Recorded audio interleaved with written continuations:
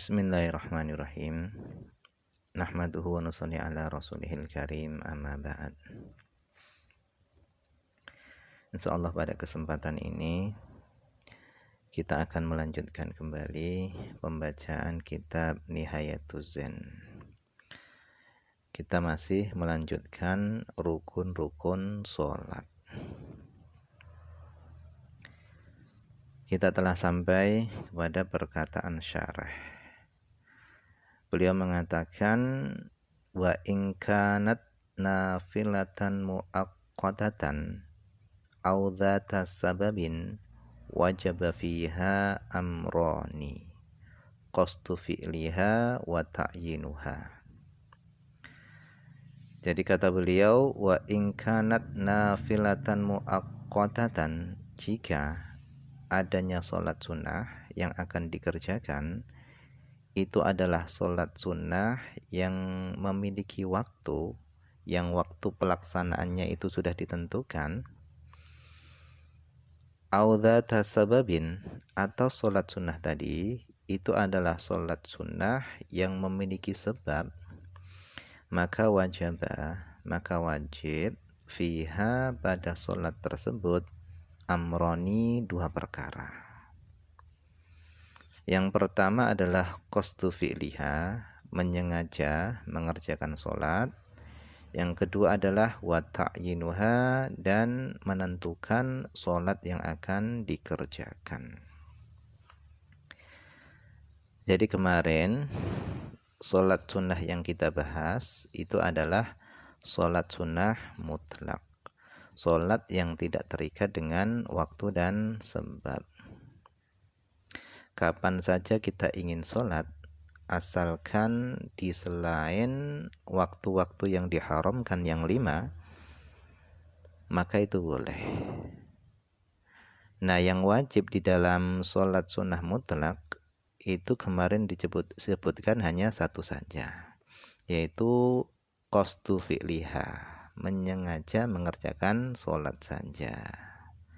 Jadi cukup kita mengucapkan usolli, aku niat sholat, itu sudah cukup dan sah untuk sholat sunnah mutlak. Nah, sekarang kalau sholatnya tadi itu adalah sholat sunnah yang waktu pelaksanaannya itu sudah ditentukan, atau sholat sunnah tadi adalah sholat sunnah yang memiliki sebab. Jadi sholat tadi itu belum boleh dikerjakan kalau belum masuk waktunya, atau sholat tadi itu belum boleh dikerjakan kalau tidak ada sebabnya. Maka sholat yang demikian ini kewajiban di dalam niatnya itu ada 2, amroni, 2 perkara. Yang pertama qasdu fi'liha, menyengaja mengerjakan sholat. Yang kedua adalah wa ta'yinuha, menentukan sholat yang akan dikerjakan. Misalnya sholat witir. Sholat witir ini adalah sholat sunnah yang waktu pelaksanaannya tadi itu sudah ditentukan, yaitu setelah sholat isya. Sudah mengerjakan sholat isya, baru boleh mengerjakan sholat witir. Selama belum mengerjakan sholat isya, meskipun sudah tengah malam, tetap gak boleh sholat witir. Kenapa? Karena waktu sholat witir itu adalah sesudah mengerjakan sholat isya.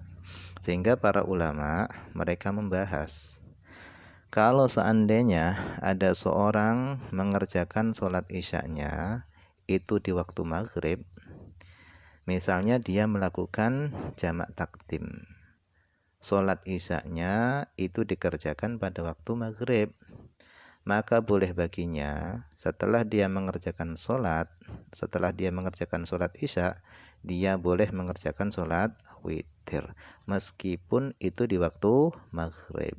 Kenapa? Karena waktu sholat isya witir itu bukan malam hari, tetapi waktu sholat witir itu adalah setelah sholat isya. Nah, kalau sholat sunnahnya tadi itu waktu pelaksanaannya itu sudah ditentukan, maka kewajibannya tadi itu ada dua. Yang pertama qasdu fi'liha, yang kedua adalah ta'yinuha, menentukan sholat yang akan dikerjakan. Jadi seorang tadi harus mengucapkan misalnya sholat witir, usolli sholata witrin, aku niat sholat witir. Jadi kewajibannya tadi ada dua. Jadi witirnya tadi wajib disebutkan, itu namanya ta'yin. Kalau usolli itu namanya qasdu fi'liha. Kalau sholat witirnya tadi itu disebutkan, itu namanya ta'yin, menentukan sholat yang akan dikerjakan. Begitu juga sholat yang memiliki sebab. Sebabnya ada dulu, baru boleh mengerjakan sholat tersebut. Sebabnya nggak ada, nggak boleh mengerjakan sholat sunnah tersebut. Jadi sholatnya tadi itu nunggu ada sebab dulu, baru boleh mengerjakan sholat. Seperti sholat apa? Beliau nanti di depan menjelaskan. Contohnya seperti sholat gerhana. Apakah itu gerhana matahari ataupun gerhana bulan. Ada gerhananya dulu, baru boleh mengerjakan sholat. Gerhananya nggak ada, nggak boleh mengerjakan sholat. Nah, kalau sholat yang memiliki sebab semacam ini, maka kewajibannya tadi itu juga dua, yaitu qasdu fi'liha wa ta'yinuha, menyengaja mengerjakan sholat dan menentukan sholat yang dikerjakan.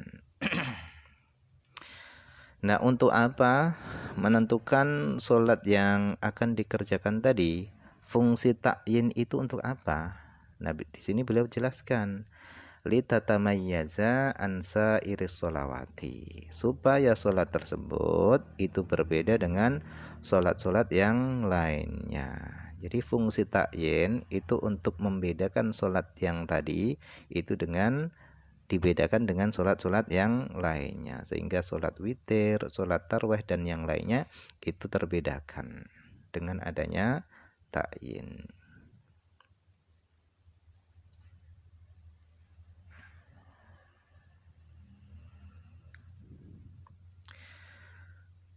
Khususnya allati sholat yang yajibu wajib fiha pada sholat tersebut at-ta'yinu menentukan sholatnya, min zuhrin daripada sholat zuhur, wa ghairihi dan selain sholat zuhur. Jadi kalau sholat sunnah tadi itu tidak ditakyin, tidak ditentukan sholatnya, maka nggak bisa dibedakan dengan sholat yang lainnya.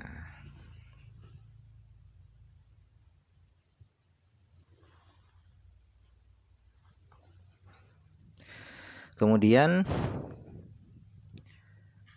walau kanatis sholatu naflan, dan seandainya sholat tadi itu adalah sholat sunnah, dza sababin, sholat sunnah yang memiliki sebab, la yahsulul maqsudu minhu bi kulli sholatin, yang maksud daripada sholat tersebut itu enggak bisa hasil bi kulli sholatin dengan setiap sholat, maka fayanwi, maka hendaknya seorang tadi itu berniat fi dzalika pada sholat tersebut, sababaha sebabnya sholat.